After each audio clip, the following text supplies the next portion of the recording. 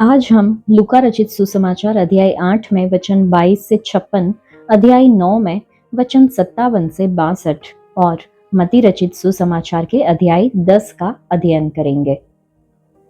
लूका रचित सुसमाचार अध्याय 8 वचन 22 से आगे हम पढ़ते हैं। फिर एक दिन वह और उसके चेले नाव पर चढ़े और उसने उनसे कहा, आओ झील के पार चले। अतः उन्होंने नाव खोल दी, पर जब नाव चल रही थी तो वह सो गया और झील पर आंधी आई और नाव पानी से भरने लगी और वे जोखिम में थे। तब उन्होंने पास आकर उसे जगाया और कहा, स्वामी स्वामी, हम नाश हुए जाते हैं। तब उसने उठकर आंधी को और पानी की लहरों को डांटा और वे थम गए और चैन हो गया। तब उसने उनसे कहा, तुम्हारा विश्वास कहाँ था? पर वे डर गए और अचंभित होकर आपस में कहने लगे, ये कौन है जो आंधी और पानी को भी आज्ञा देता है और वे उसकी मानते हैं। इन वचनों में भी हमने देखा कि यीशु आंधी को शांत करते हैं। वचन 25 में लिखा है कि तब उसने उनसे कहा, तुम्हारा विश्वास कहाँ था? आज हमारे जीवन में भी हमें देखना है कि जब हम एक बार प्रभु यीशु मसीह के कोई चमत्कार को देख चुके हैं या फिर उनके स्पर्श की अनुभूति कर चुके हैं और फिर जब हम दूसरी परेशानियों में फंसते हैं तो क्या हम डरते हैं, घबराते हैं, हम सवाल उठाते हैं? ये हमें खुद को पूछना होगा। शायद प्रभु आज हमसे भी पूछ रहे हैं कि तुम्हारा विश्वास कहाँ है। फिर आगे वचन में लिखा है कि फिर वे गिरासेनियों के देश में पहुंचे जो उस पार गलील के सामने है। जब वह किनारे पर उतरा तो उस नगर का एक मनुष्य उसे मिला जिसमें दुष्ट आत्माएं थी। वह बहुत दिनों से न कपड़े पहनता था और न घर में रहता था, वरन कब्रों में रहा करता था। वह यीशु को देखकर चिल्लाया और उसके सामने गिरकर ऊंचे शब्द से कहा, हे परम प्रधान परमेश्वर के पुत्र यीशु, मुझे तुझसे क्या काम? मैं तुझसे विनती करता हूँ, मुझे पीड़ा न दे। क्योंकि वह उस अशुद्ध आत्मा को उस मनुष्य में से निकलने की आज्ञा दे रहा था, इसलिए कि वह उस पर बार बार प्रबल होती थी। यद्यपि लोग उसे सांकलों और बेड़ियों से बांधते थे तो भी वह बंधनों को तोड़ डालता था और दुष्ट आत्मा उसे जंगल में भगाए फिरती थी। यीशु ने उससे पूछा, तेरा क्या नाम है? उसने कहा, सेना, क्योंकि बहुत दुष्ट आत्माएं उसमें बैठ गई थी। उन्होंने उससे विनती की कि हमें अथाह गड्ढे में जाने की आज्ञा न दे। वहां पहाड़ पर सूअरों का एक बड़ा झुंड चर रहा था, इसलिए उन्होंने उससे विनती की कि हमें उनमें बैठने दे। उसने उन्हें जाने दिया। तब दुष्ट आत्माएं उस मनुष्य में से निकलकर सूअरों में गई और वह झुंड कड़ाके पर से झपटकर झील में जा गिरा और डूब मरा। चरवाहे यह जो हुआ था देखकर भागे और नगर में और गांवों में जाकर उसका समाचार दिया। लोग यह जो हुआ था उसे देखने को निकले और यीशु के पास आकर जिस मनुष्य से दुष्ट आत्माएं निकली थी उसे यीशु के पांवों के पास कपड़े पहने और सचेत बैठे हुए पाकर डर गए। और देखने वालों ने उनको बताया कि वह दुष्ट आत्मा का सताया हुआ मनुष्य किस प्रकार अच्छा हुआ। तब गिरासेनियों के आसपास के सब लोगों ने यीशु से विनती की कि हमारे यहाँ से चला जा, क्योंकि उन पर बड़ा भय छा गया था। अतः वह नाव पर चढ़कर लौट गया। जिस मनुष्य में से दुष्ट आत्माएं निकली थी वह उससे विनती करने लगा कि मुझे अपने साथ रहने दे, परंतु यीशु ने उसे विदा करके कहा, अपने घर को लौट जा और लोगों से बता कि परमेश्वर ने तेरे लिए कैसे बड़े बड़े काम किए हैं। वह जाकर सारे नगर में प्रचार करने लगा कि यीशु ने मेरे लिए कैसे बड़े बड़े काम किए। इन वचनों में हमने देखा गिरासेनियों के देश के बारे में। गिरासेन संभवतः यर्दन नदी से लगभग 20 मील दूर पूर्व की ओर स्थित था। यह उन 10 नगरों में से एक था जो दिकापुलिस के नाम से जाने जाते थे। यहाँ का जन समुदाय और जीवन शैली अधिकतर यूनानी थी। वचन 28 में देखा कि दुष्ट आत्मा ने चिल्लाकर कहा कि परम प्रधान परमेश्वर के पुत्र। दुष्ट आत्माएं यह जानती थी कि यीशु परमेश्वर का पुत्र था, भले ही लोग पूरी तरह से समझ नहीं पाते या विश्वास नहीं कर पाते थे कि यीशु कौन थे। वचन 40 से जब आगे हम पढ़ते हैं तो लिखा है, जब यीशु लौटा तो लोग उससे आनंद के साथ मिले, क्योंकि वे सब उसकी बाट जोह रहे थे। इतने में याईर नाम का एक मनुष्य जो आराधनालय का सरदार था आया और यीशु के पांव पर गिर के उससे विनती करने लगा कि मेरे घर चल, क्योंकि उसके 12 वर्ष की एक लौती बेटी थी और वह मरने पर थी।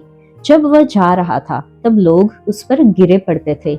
एक स्त्री ने, जिसको 12 वर्ष से लहू बहने का रोग था और जो अपनी सारी जीविका वैद्यों के पीछे व्यय कर चुकी थी, तो भी किसी के हाथ से चंगी ना हो सकी थी, पीछे से आकर उसके वस्त्र के आंचल को छुआ और तुरंत उसका लहू बहना बंद हो गया। इस पर यीशु ने कहा, मुझे किसने छुआ? जब सब मुकरने लगे तो पतरस और उसके साथियों ने कहा, हे स्वामी, तुझे तो भीड़ दबा रही है और तुझ पर गिरी पड़ती है। परंतु यीशु ने कहा, किसी ने मुझे छुआ है, क्योंकि मैंने जान लिया है कि मुझ में से सामर्थ निकली है। जब स्त्री ने देखा कि मैं छिप नहीं सकती, तब कांपती हुई आई और उसके पांवों पर गिरकर सब लोगों के सामने बताया कि उसने किस कारण से उसे छुआ और कैसे तुरंत चंगी हो गई। उसने उससे कहा, तेरे विश्वास ने तुझे चंगा किया है, कुशल से चली जा। वह यह कह ही रहा था कि किसी ने आराधनालय के सरदार के यहाँ से आकर कहा, तेरी बेटी मर गई, गुरु को दुख न दे। यीशु ने यह सुनकर उसे उत्तर दिया, मत डर, केवल विश्वास रख तो वह बच जाएगी। घर में आकर उसने पतरस, यूहन्ना, याकूब और लड़की के माता पिता को छोड़ अन्य किसी को अपने साथ भीतर आने न दिया। सब उसके लिए रो पीट रहे थे, परंतु उसने कहा, रो मत, वह मरी नहीं परंतु सो रही है। वे ये जानकर कि वह मर गई है उसकी हंसी करने लगे, परंतु उसने उसका हाथ पकड़ा और पुकार कर कहा, हे लड़की, उठ। तब उसके प्राण लौट आए और वह तुरंत उठ बैठी। फिर उसने आज्ञा दी कि उसे कुछ खाने को दिया जाए। उसके माता पिता चकित हुए, परंतु उसने उन्हें चिताया कि यह जो हुआ है किसी से न कहना। इन वचनों को पढ़ के हम समझते हैं कि वचन 40 से 42 में यीशु गलील की झील को वापस पार कर इसके पश्चिमी छोर पर आ गया। वहां एक अन्य भीड़ उसकी बाट जो रही थी। याईर, जो आराधनालय का सरदार था, विशेषकर उसकी प्रतीक्षा कर रहा था, क्योंकि 12 वर्ष की उसकी बेटी मरने पर थी। उसने शीघ्रता से यीशु से विनती की कि वह जल्दी उसके साथ चले, परंतु भीड़ के लोग उस पर गिरे पड़ते थे और जिसके कारण वह आगे नहीं बढ़ पा रहा था। इसी भीड़ में एक संकोची परंतु एक परेशान स्त्री भी थी, जो 12 वर्ष से लहू बहने के रोग से पीड़ित थी। लूका खुद वेद था। वह इस बात को स्वीकार करता है कि उसने अपनी सारी बचत और आय वेदों पर खर्च करने में लगा दी थी, फिर भी उसे कोई चंगा नहीं कर सका था। वचन 44 और 45 जब हम पढ़ते हैं तो हम समझते हैं कि उसने जान लिया कि यीशु में उसे चंगा करने की सामर्थ्य है, इसलिए वह भीड़ में से रास्ता बनाते हुए यीशु के पास पहुंची और पीछे से आकर उसके वस्त्र के आंचल को छुआ, या उस कोर को छुआ जो यहूदी पहनावे के किनारे लगा रहता था। तुरंत ही उसका लहू बहना थम गया और वह पूरी तरह से चंगी हो गई। उसने चुपचाप उसे छूने का प्रयास किया था, लेकिन वह यीशु के इस प्रश्न के कारण बचकर वहां से निकल न सकी कि मुझे किसने छुआ। पतरस और अन्य चेलों को लगा कि यह एक फालतू प्रश्न है। सब प्रकार के लोग उसे धक्का दे रहे थे, हटा रहे थे और छू रहे थे, लेकिन यीशु ने पहचान लिया कि यह अलग प्रकार का स्पर्श था। और जैसा कि किसी ने कहा है, लोगों की भीड़ तो घेर लेती है, परंतु विश्वास स्पर्श कर लेता है। प्रभु ने जान लिया कि विश्वास ने उसे छुआ है, क्योंकि उसे मालूम था कि उसमें से सामर्थ्य निकली है, स्त्री को चंगा करने की सामर्थ्य। उसने जान लिया कि सामर्थ्य उसमें से गई है।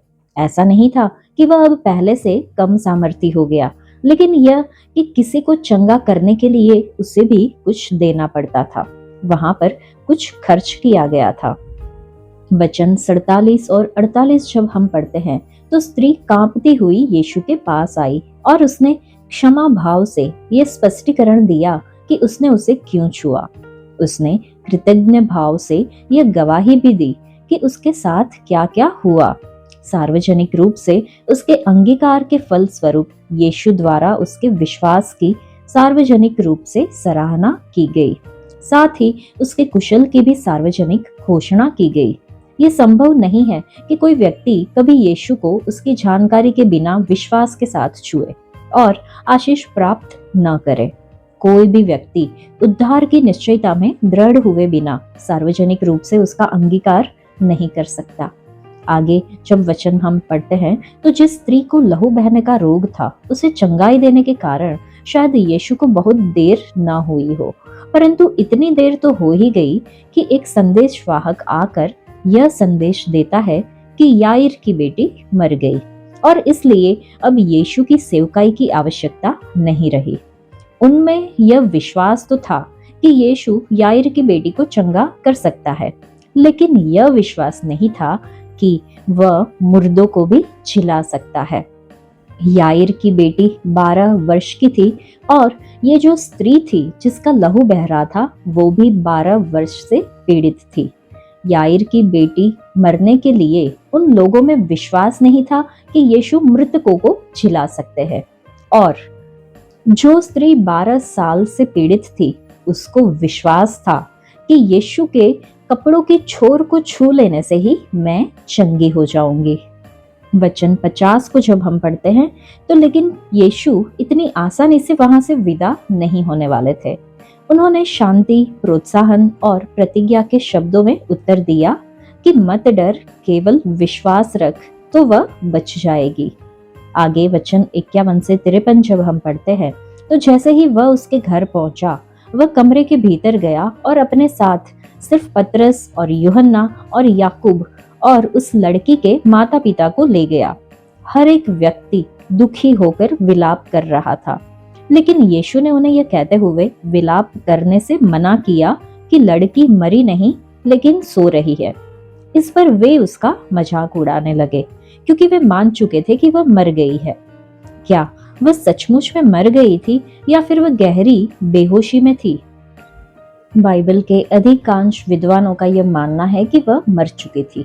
वे इस आधार पर यह कहते हैं कि यीशु ने लाजर के विषय भी कहा था कि वह सो रहा है जबकि वह मर चुका था। चाहे कुछ भी हो, यीशु ने उसे कहा, हे लड़की उठ, और वह तुरंत उठी। उसके माता पिता को उनकी बेटी लौटाने के बाद यीशु ने उनसे कहा कि वे इस आश्चर्य कर्म को सार्वजनिक न करें। प्रभु ख्याति में लोगों के क्षणिक रूप से उत्साहित हो जाने में और उनके व्यर्थ की जिज्ञासा में रुचि नहीं रखते थे। इस प्रकार से यीशु के दूसरे वर्ष की सेवकाई पूरी हुई। अध्याय 9 का आरंभ उसके तीसरे वर्ष की सेवकाई से होता है जब प्रभु 12 चेलों को भेज रहे हैं।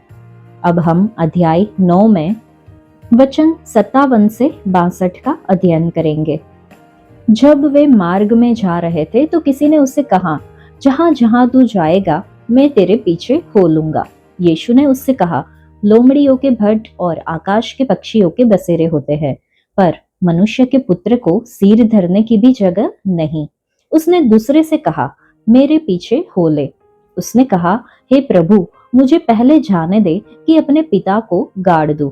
उसने उससे कहा, मरे हुओं को अपने मुर्दे गाड़ने दे, पर तू जाकर परमेश्वर के राज्य की कथा सुना।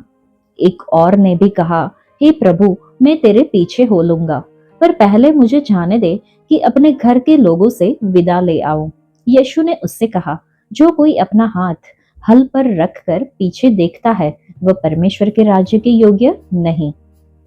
इन वचनों में हमारी मुलाकात 3 ऐसे लोगों से होती है जो प्रभु यीशु के चेले बनना चाहते थे और जो इस बात का चित्रण करते हैं कि पूरे मन से प्रभु यीशु के पीछे चलने में कौन कौन सी 3 बाधाएं आती है।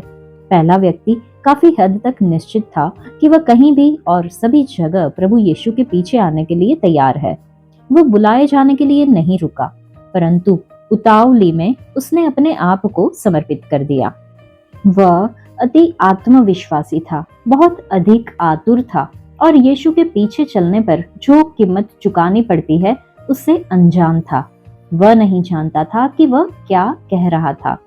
पहले तो ऐसा लगेगा कि प्रभु यीशु द्वारा दिया गया उत्तर उस मनुष्य के प्रस्ताव से कोई संबंध नहीं रखता, लेकिन वास्तव में इन दोनों बातों के बीच में एक बहुत ही निकट संबंध था। यीशु ने कुछ इस प्रकार से कहा, क्या तुम जानते हो कि मेरे पीछे चलने का अर्थ क्या होता है? इसका मतलब होता है कि जीवन की सुख सुविधाओं और आराम का त्याग कर देना। मेरे पास अपना कोई घर नहीं है।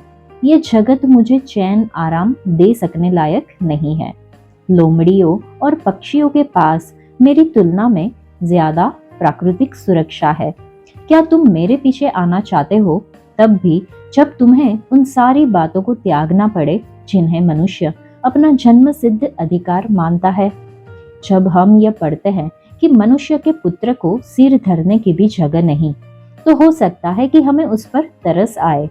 इस पहले व्यक्ति के बारे में आगे कुछ भी नहीं लिखा हुआ है और हम सिर्फ ये अनुमान लगा सकते हैं कि वह प्रभु यीशु मसीह के पीछे चलने के लिए जीवन की सामान्य सुख सुविधाओं को त्यागने के लिए तैयार नहीं था। दूसरे मनुष्य ने यीशु के पीछे चलने की बुलाहट को सुना।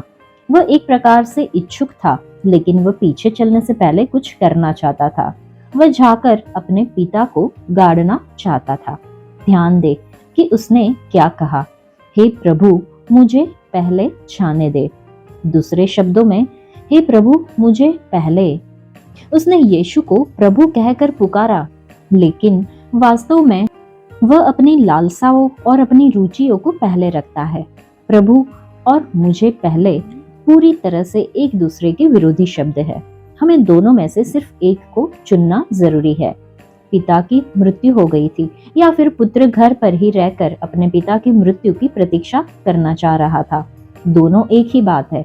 वह किसी और बात को मसीह की बुलाहट पर प्राथमिकता दे रहा था। मर चुके या मर रहे पिता के प्रति आदर प्रदर्शित करना पूरी तरह से उचित है, लेकिन कोई भी बात अगर मसीह के प्रतिस्पर्धी के रूप में खड़ी हो जाती है तो वह बात पापमयी है। इस व्यक्ति के पास करने के लिए कुछ और था। उदाहरण के लिए कोई नौकरी या व्यवसाय, और इसी ने उसे प्रभु यीशु के पीछे पूर्ण समर्पण के साथ चलने के मार्ग से बहका दिया। प्रभु यीशु ने उसे दोहरे विचार के लिए इन शब्दों में डांटा, मरे हुओं को अपने मुर्दे गाड़ने दे, पर तू जाकर परमेश्वर के राज्य की कथा सुना। आत्मिक रूप से मृत व्यक्ति शारीरिक रूप से मृत व्यक्ति को गाड़ सकते हैं, लेकिन वे सुसमाचार का प्रचार नहीं कर सकते। मसीह के अनुयायियों को ऐसे कार्यों को प्राथमिकता नहीं देना चाहिए जिन कार्यों को अविश्वासी लोग भी उतने ही अच्छे से कर सकते हैं जितना कि विश्वासी लोग। प्रत्येक विश्वासी को यह सुनिश्चित कर लेना चाहिए कि उसके जीवन के प्रमुख उद्देश्य से संबंधित बात के लिए उसे अपनी भूमिका अदा करना अनिवार्य है। उसका प्रमुख कार्य इस जगत में मसीह के उद्देश्य को पूरा करना होना चाहिए। चेला बनने की चाह रखने वाला तीसरा व्यक्ति भी पहले व्यक्ति की तरह प्रभु यीशु के पीछे हो लेने की इच्छा व्यक्त करता है, जो कि हम वचन 61 में देखते हैं। वह दूसरे व्यक्ति के भी समान यह कहता है कि हे प्रभु पहले मुझे। पहले वह अपने परिवार से विदा लेना चाहता था। अपने आप में यह निवेदन तर्कसंगत और उचित था, लेकिन जीवन के सामान्य शिष्टाचार भी गलत है अगर उन्हें मसीह के प्रति पूर्ण और त्वरित आज्ञाकारिता से पहले स्थान दिया जाए। यीशु ने उससे कहा कि एक बार अगर वह अपना हाथ शिष्यता के हल पर रख दे तो वह पीछे मुड़कर नहीं देख सकता, अन्यथा वह स्वर्ग के राज्य के योग्य नहीं है। मसीह के अनुयायी अधूरे मन के या भावनाओं में बह जाने वालों के रूप में नहीं बनाए गए हैं। परिवार या मित्रों का ध्यान रखना वैसे उचित है, लेकिन इसकी अनुमति नहीं है अगर इसके कारण मसीह के प्रति पूर्ण समर्पण का त्याग किया जाता है। स्वर्ग के राज्य के योग्य नहीं होने का अर्थ उद्धार के विषय में नहीं, लेकिन सेवा के विषय में कहा गया है। यहाँ स्वर्ग के राज्य में प्रवेश करने के विषय में नहीं, लेकिन स्वर्ग के राज्य में प्रवेश करने के बाद सेवा करने के विषय में है। स्वर्ग के राज्य में प्रवेश करने के योग्य हम प्रभु यीशु के व्यक्तित्व और कार्य के कारण बनते हैं। उस पर विश्वास लाने द्वारा हम स्वर्ग के राज्य में प्रवेश करते हैं। इसलिए प्रभु यीशु के पीछे होने के मार्ग पर हमारे सामने 3 प्रमुख बाधाएं हैं, जिन्हें इन 3 व्यक्तियों के उदाहरण के द्वारा हमारे सामने लाया गया है। पहला तो भौतिक सुख सुविधाएं, दूसरा नौकरी या व्यवसाय, तीसरा परिवार और मित्र। यह आवश्यक है कि मसीह हमारे हृदय में एक छत्र राज्य करे, बाकी सारे प्रेम और सारी निष्ठाएं दूसरा स्थान रखती है। मत्ती रचित सुसमाचार अध्याय 10। फिर उसने अपने 12 चेलों को पास बुलाकर उन्हें अशुद्ध आत्माओं पर अधिकार दिया कि उन्हें निकाले और सब प्रकार की बीमारियों और सब प्रकार की दुर्बलताओं को दूर करे। इन 12 प्रेरितों के नाम ये है। पहला शमौन, जो पतरस कहलाता है, और उसका भाई अंद्रियास, जब्दी का पुत्र याकूब और उसका भाई यूहन्ना, फिलिपुस और बरतुल्मै, थोमा और महसूल लेने वाला मत्ती, हल्फई का पुत्र याकूब और तद्दै, शमौन कनानी और यहूदा इस्करियोती, जिसने उसे पकड़वा भी दिया। यहाँ पे हम 12 चेलों को बुलाए गए के बारे में देखते हैं। अध्याय 9 के अंतिम वचन में प्रभु ने अपने चेलों को निर्देश दिया कि वे और मजदूर भेजे जाने के लिए प्रार्थना करें। इस प्रार्थना को सच्चे मन से करने के लिए जरूरी है कि विश्वासी खुद जाने के लिए तैयार रहे। इसलिए यहाँ पर हम पाते हैं कि प्रभु अपने 12 चेलों को बुला रहे हैं। उसने पहले ही उन्हें चुन लिया था, लेकिन अब वह उन्हें यहाँ पर इस्राएली जाति को सुसमाचार प्रचार करने की विशेष सेवकाई के लिए बुला रहे हैं। इस बुलाहट के साथ वह उन्हें अशुद्ध आत्माओं को निकालने के लिए और सब प्रकार की बीमारियों को चंगा करने का अधिकार भी देते हैं। हम यहाँ पर देख सकते हैं कि यीशु मसीह के समान और कोई दूसरा नहीं है। दूसरे लोगों ने अवश्य ही आश्चर्य कर्म किए हो, लेकिन किसी भी अन्य व्यक्ति ने कभी भी अपनी इस सामर्थ्य को दूसरों को नहीं सौंपा था। जब इन 12 चेलों को बुलाया गया तब उनकी आयु 20 से 30 वर्ष के बीच की रही होगी। वे विभिन्न पृष्ठभूमि से आए हुए थे और संभवतः साधारण क्षमता वाले नव युवक थे। उनकी सच्ची महानता यीशु के साथ उनके संबंध में पाई जाती थी। आगे के वचनों को हम पढ़ते हैं तो वचन 5 से आगे जब हम पढ़ेंगे तो लिखा है, इन 12 को यीशु ने यह आज्ञा देकर भेजा, अन्य जातियों की ओर न जाना और सामरियों के किसी नगर में प्रवेश न करना, परंतु इस्राएल के घराने ही की खोई हुई भेड़ों के पास जाना और चलते चलते ये प्रचार करो, स्वर्ग का राज्य निकट आ गया है। बीमारों को चंगा करो, मरे हुओं को जिलाओ, कोढ़ियों को शुद्ध करो, दुष्ट आत्माओं को निकालो। तुमने सेंतमेंत पाया है, सेंतमेंत दो। अपने पटुकों में न तो सोना और न रूपा और न तांबा रखना। मार्ग के लिए न झोली रखो, न 2 कुर्ते, न जूते और न लाठी लो, क्योंकि मजदूर को उसका भोजन मिलना चाहिए। जिस किसी नगर या गांव में जाओ तो पता लगाओ कि वहां कौन योग्य है, और जब तक वहां से न निकलो उसी के यहाँ रहो। घर में प्रवेश करते हुए उसको आशीष देना। यदि उस घर के लोग योग्य होंगे तो तुम्हारा कल्याण उन पर पहुंचेगा, परंतु यदि वे योग्य न हो तो तुम्हारा कल्याण तुम्हारे पास लौट आएगा। जो कोई तुम्हें ग्रहण न करे और तुम्हारी बातें न सुने, उस घर या उस नगर से निकलते हुए अपने पांवों की धूल झाड़ डालो। मैं तुमसे सच कहता हूँ कि न्याय के दिन उस नगर की दशा से सदोम और अमोरा के देश की दशा अधिक सहने योग्य होगी। वचन 5 और 6 को जब हम पढ़ते हैं तो अध्याय के शेष भाग में इस्राएल के घराने के बीच एक विशेष प्रचार यात्रा के संबंध में यीशु के निर्देश पाए जाते हैं। इस वर्णन को बाद में 70 लोगों को सेवा करने के लिए भेजे जाने की जो घटना है, जो कि लूका रचित सुसमाचार अध्याय 10 में है, या फिर महान आज्ञा जो मत्ती रचित सुसमाचार अध्याय 28 में वचन 19 और 20 में है, उसके साथ समझने की भूल करने से बचना है। यह एक अस्थायी सेवकाई थी जिसका एक विशेष उद्देश्य इस बात की घोषणा करना था कि स्वर्ग का राज्य निकट आ गया है, जबकि इनमें दिए गए कुछ सिद्धांत समस्त समय के परमेश्वर के सभी लोगों पर लागू होते हैं, लेकिन बाद में कुछ सिद्धांतों को यीशु के द्वारा रद्द किया जाना यह सिद्ध करता है कि इन निर्देशों को स्थायी रूप से नहीं दिया गया था। सबसे पहले यात्रा मार्ग बताया गया है। उन्हें अन्य जातियों या फिर सामरियों के पास नहीं जाना है। सामरी जाति यहूदी मिश्रित एक जाति थी जिनसे यहूदी लोग घृणा करते थे। इस समय चेलों की सेवकाई सिर्फ इस्राएल के घराने ही की खोई हुई भेड़ों तक सीमित थी। वचन 7 से हम समझते हैं कि संदेश ये प्रचार किया जाना कि स्वर्ग का राज्य निकट आ गया है।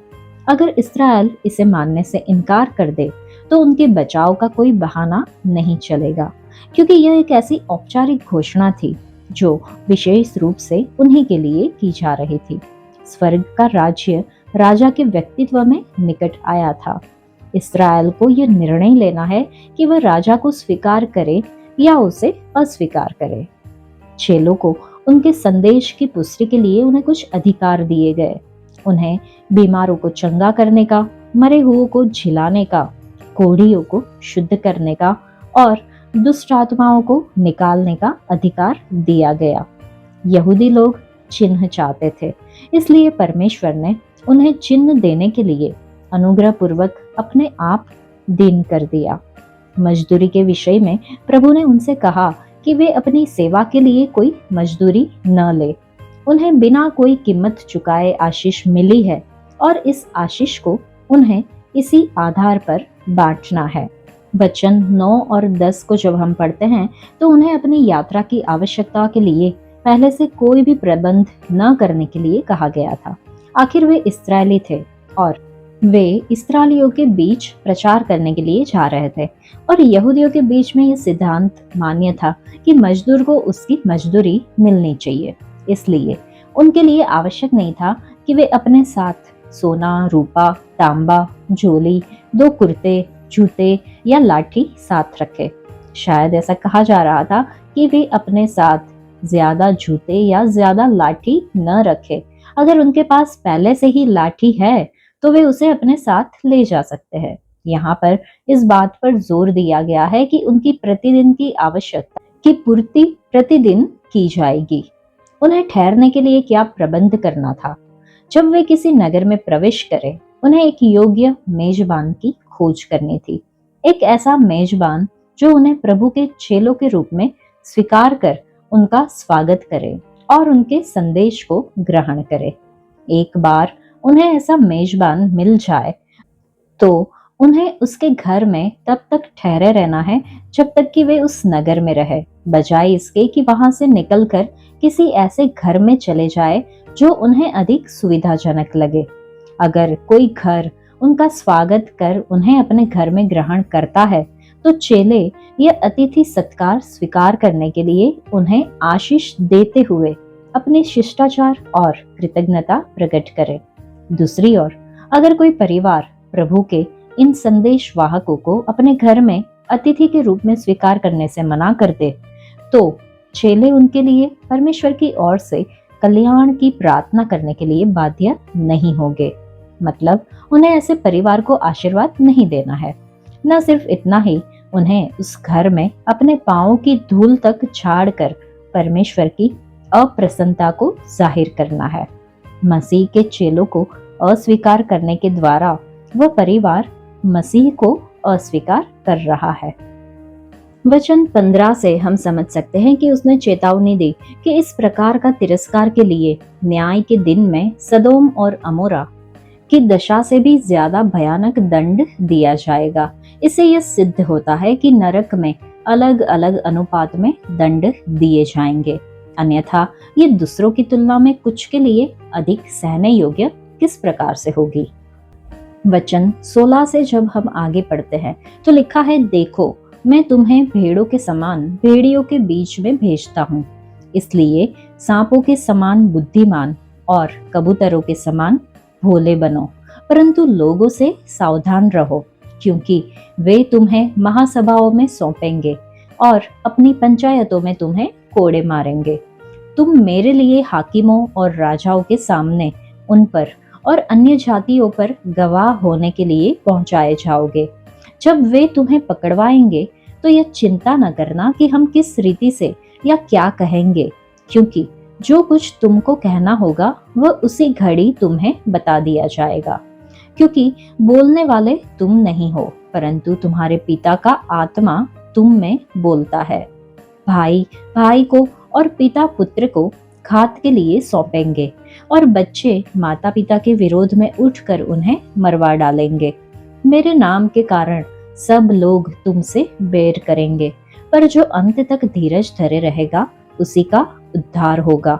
जब वे तुम्हें एक नगर में सताए तो दूसरे को भाग जाना।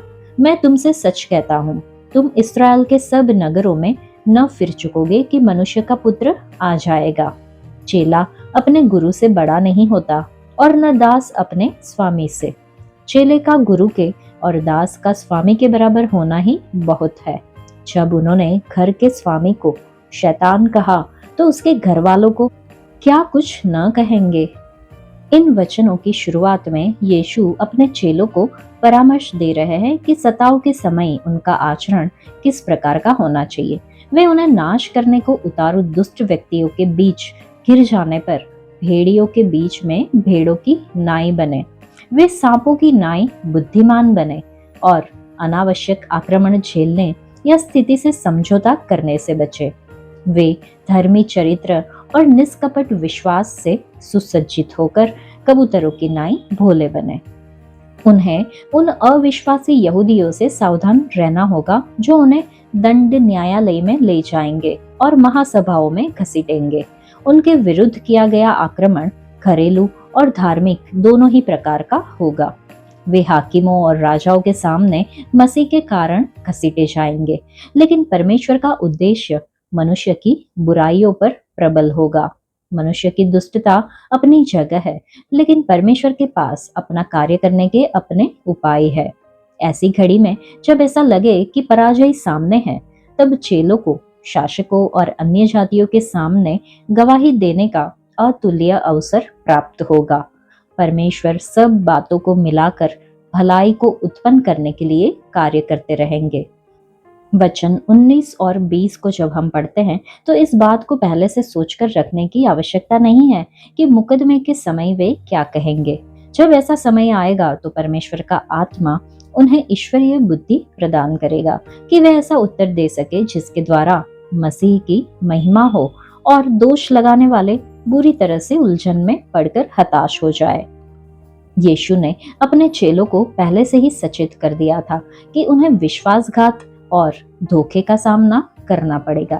भाई के विरुद्ध भाई दोष लगाएगा, पिता अपने पुत्र को पकड़वा देगा, लड़के वाले मतलब बच्चे वाले अपने माता पिता के विरुद्ध मुखबिर बन जाएंगे और उनके मारे जाने का कारण बनेंगे।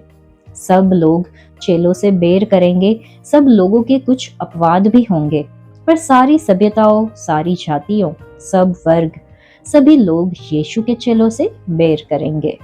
पर जो अंत तक धीरज धरे रहेगा उसी का उद्धार होगा। इस वाक्य को पढ़ने से ऐसा लगता है कि हम धीरज के द्वारा अपने लिए उद्धार कमा सकते हैं।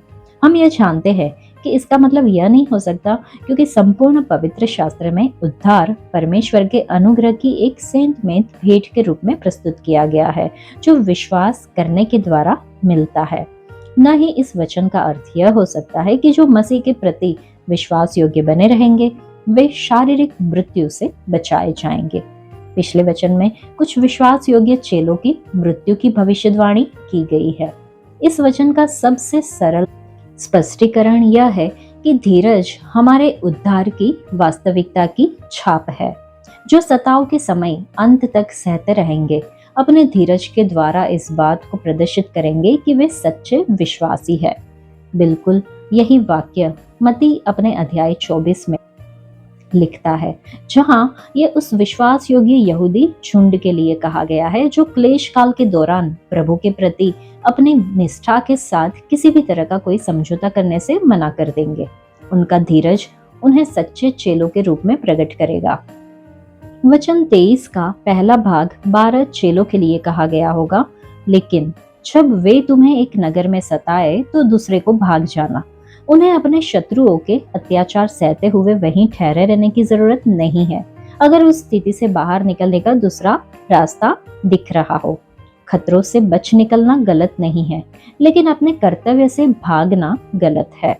23वें वचन का दूसरा भाग हमें उन दिनों की ओर ले जाता है जिनके बाद मसीह राज्य करने के लिए आएंगे, कि तुम इस्राएल के सब नगरों में न फिर चुकोगे कि मनुष्य का पुत्र आ जाएगा। ये 12 चेलों की सेवकाई के संबंध में नहीं कहा जा सकता, क्योंकि मनुष्य का पुत्र तब तक आ चुका था। वचन 24 और 25 जब हम पढ़ते हैं तो प्रभु के चेलों के मन में बार बार ये विचार आता है कि उन्हें इतना बुरा व्यवहार क्यों झेलना चाहिए। अगर उनके प्रभु यीशु मसीह मसीहा है तो उनके चेले राज्य करने की बजाय कष्ट क्यों सहेंगे। वचन 24 और 25 में वह उनके उलझनों को पहले से ही जानकर उन्हें अपने साथ उनके संबंध के बारे में स्मरण दिलाकर उनको उत्तर देता है। वे उसके चेले थे, वह उनका स्वामी था। वे घराने के सदस्य थे, वह उस घराने का मुखिया था। शिष्यता का अर्थ होता है गुरु का अनुसरण करना, उससे बड़ा बनना नहीं। सेवकों को यह अपेक्षा नहीं करनी चाहिए कि उन्हें स्वामी से ज्यादा आदर मिले और उनसे ज्यादा तुलना में अधिक अच्छा व्यवहार किया जाए। अगर लोग घर के योग्य मुखिया को बाल झबूल कह सकते हैं तो फिर वे उसके घर के सदस्यों को और अधिक अपमानजनक बात क्यों न कहेंगे। स्वामी के तिरस्कार में सहभागी होना शिष्यता का एक गुण होता है।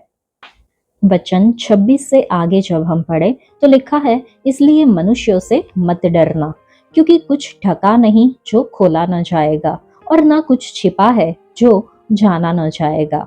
जो मैं तुमसे अंधियारे में कहता हूँ उसे तुम उजियाले में कहो, और जो कानों कान सुनते हो उसे छतों पर से प्रचार करो। जो शरीर को घात करते हैं पर आत्मा को घात नहीं कर सकते, उनसे मत डरना, पर उसी से डरो जो आत्मा और शरीर दोनों को नरक में नष्ट कर सकता है।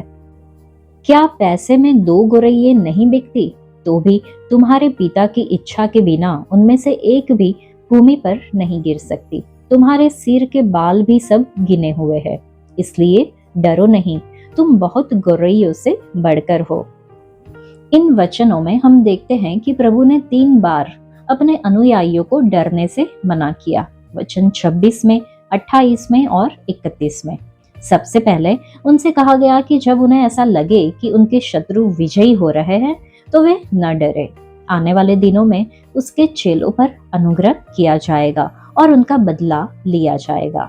इस समय तक सुसमाचार अपेक्षाकृत ढपा हुआ था और यीशु की शिक्षाएं छिपी हुई थी, लेकिन शीघ्र ही आवश्यक है कि चेले मसीही संदेश का निर्भीकता से प्रचार करें, जिसे अब तक उन्हें गुप्त रूप से मतलब निजी रूप से बताया गया था।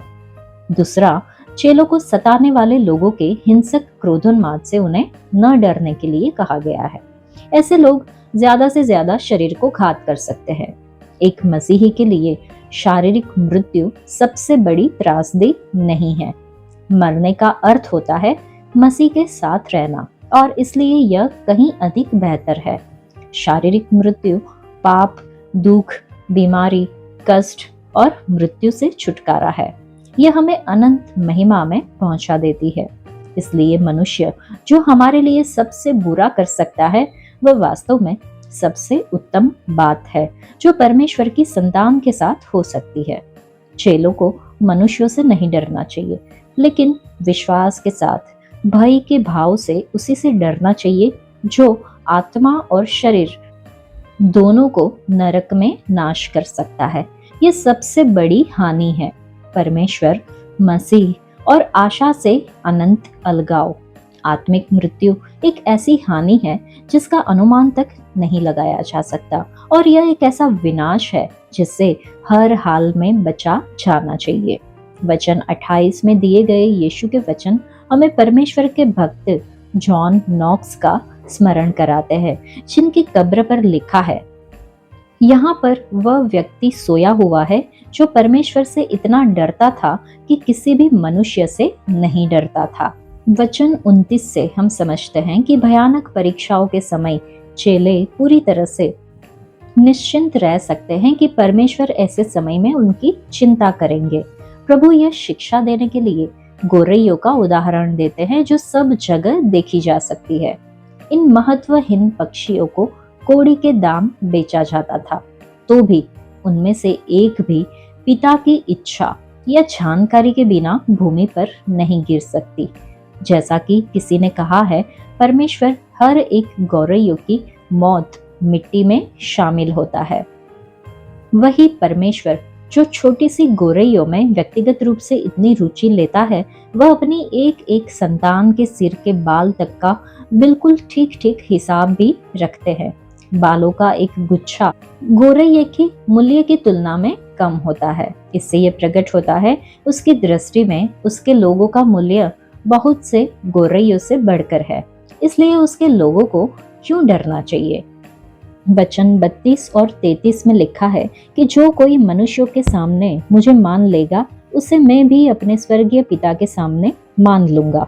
पर जो कोई मनुष्यों के सामने मेरा इनकार करेगा, उससे मैं भी अपने स्वर्गीय पिता के सामने इनकार करूंगा। यहाँ पर मसीह को मान लेने का अर्थ है उसे अपना प्रभु और उद्धारकर्ता मानकर उसके प्रति पूरी तरह से समर्पित हो जाना और इसके परिणाम स्वरूप अपने मुंह से उसे स्वीकार करने और उसके लिए जीवन व्यतीत करने के द्वारा उसे अपना मान लेना।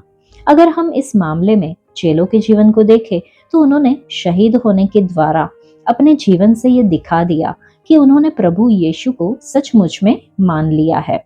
अगर पृथ्वी में कोई प्रभु यीशु को मान लेने से इनकार करेगा, तो इसके बदले में स्वर्ग में यीशु परमेश्वर के सामने उसका इनकार कर देगा। इस मतलब में यीशु का इनकार करने का अर्थ है अपने जीवन में उसके किसी भी अधिकार का इनकार करना। जो अपने जीवन के द्वारा उसे ये कहते हैं, मैं तुझे नहीं जानता, उन्हें भी अंत में ये सुनना पड़ेगा, मैं तुम्हें नहीं जानता।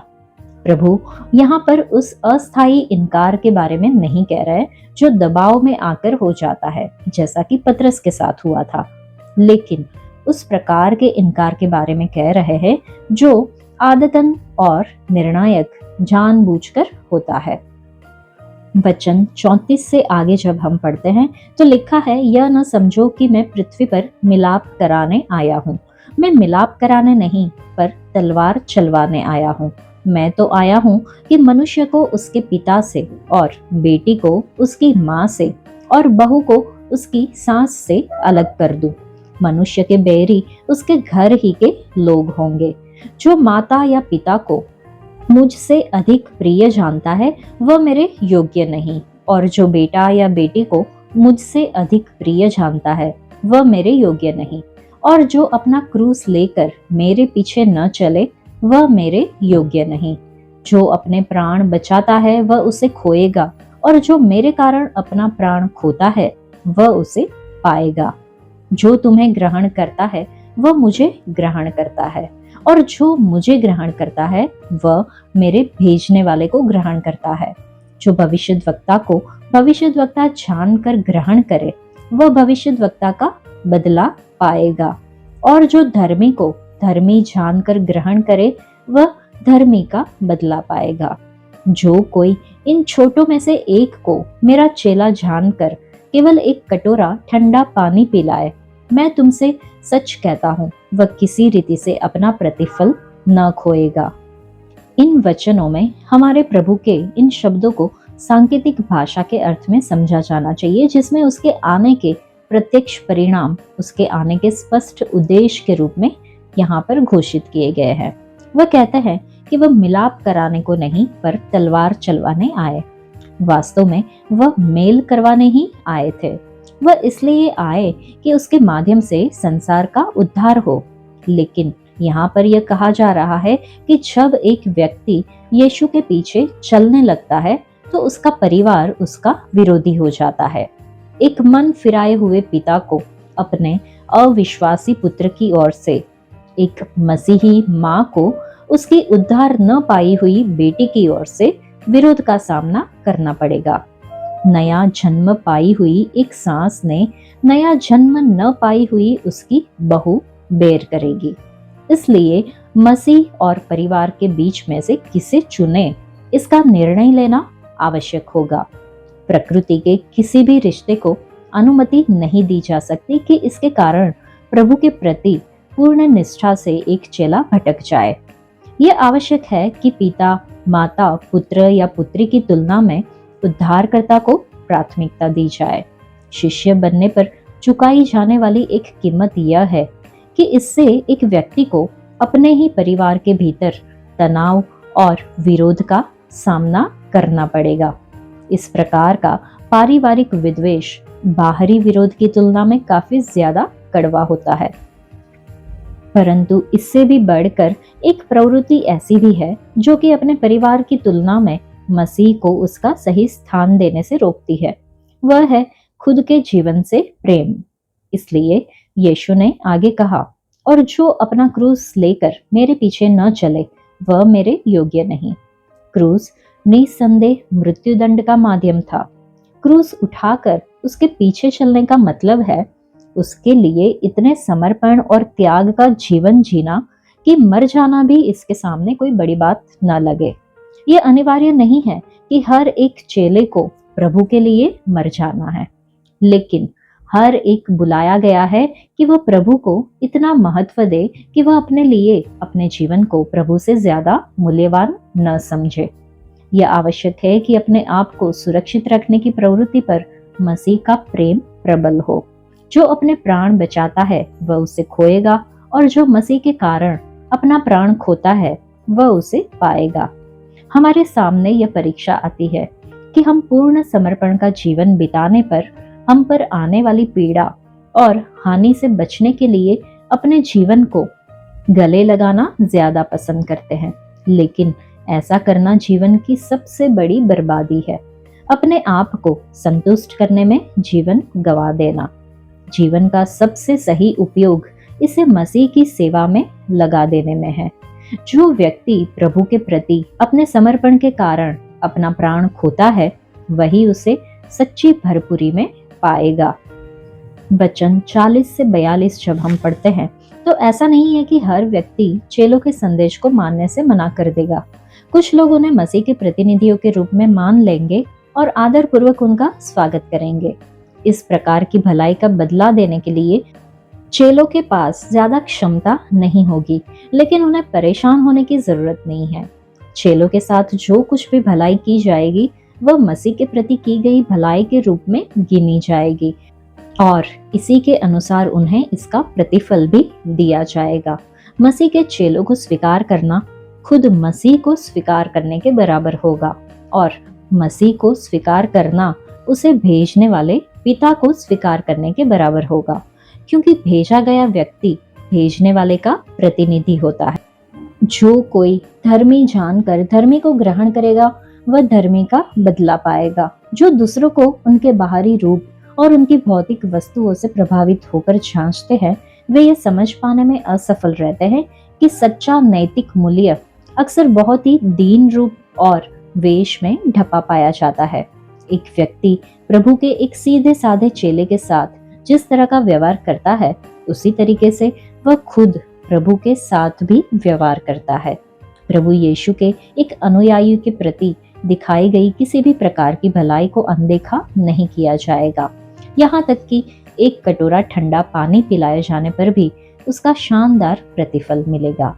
अगर यह एक अनुयायी को इसलिए पिलाया गया है क्योंकि वह यीशु का अनुयायी है। इस तरह प्रभु अपने चेलों को शाही अधिकार प्रदान करते हुए इस विशेष सेवकाई के लिए दिए जा रहे इन निर्देशों का समापन करते हैं।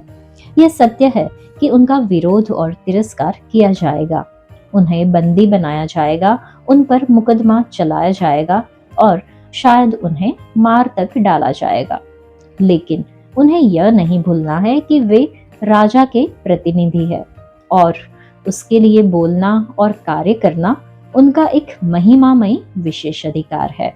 आज के लिए इतना ही। परमेश्वर आप सबको आशीष दे। धन्यवाद।